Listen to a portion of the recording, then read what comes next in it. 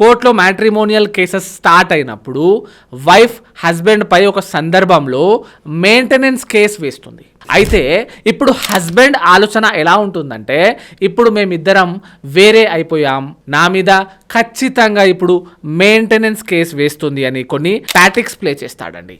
అందులో ఒక ముఖ్యమైనది ఏంటి అంటే జాబ్ వదిలేయడం. ఇప్పుడు నాకు ఉద్యోగం లేదు, నా దగ్గర అసలుకే ఏమీ లేదు, అసలు తినడానికి తిండి కూడా లేదు, వైఫ్కి ఇవ్వడానికి ఏమీ లేదు అని అన్నట్టు ఒక పోర్ట్రేట్ చేస్తాడు. అయితే ఇక్కడ భార్యలు ఒకటి గమనించాలి, ఇవన్నీ పాత టెక్నిక్స్ అయిపోయాయండి.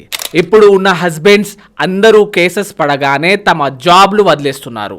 80% ఆఫ్ ద హస్బెండ్స్ ఇలా ఖచ్చితంగా చేస్తారు అని ఇప్పుడు కోర్టుకి కూడా తెలిసిపోయింది. కాబట్టి జాబ్ వదిలేయడం వల్ల ఎటువంటి ఉపయోగం లేదు. మీరు మీ వైఫ్కి మెయింటెనెన్స్ ఇవ్వాల్సిందే. ఇప్పుడు కోర్ట్ మీ మెయింటెనెన్స్ ఎలా చూస్తుంది?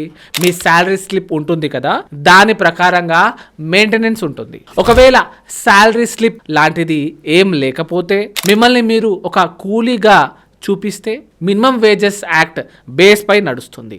అంటే మీరు ఎక్కడ వరకు చదువుకున్నారు, ఆ పర్టికులర్ క్వాలిఫికేషన్ ప్రకారంగా మీరు మినిమం ఎంత వేజ్ సంపాదించగలుగుతారు అని ఒక అంచనా వేస్తుంది. కాబట్టి జాబ్ వదిలేయడం ఏం సంపాదించకపోవడం అని చూపిస్తే వైఫ్కి మెయింటెనెన్స్ ఇవ్వాల్సిన అవసరం లేదు అని మాత్రం అనుకోకండి.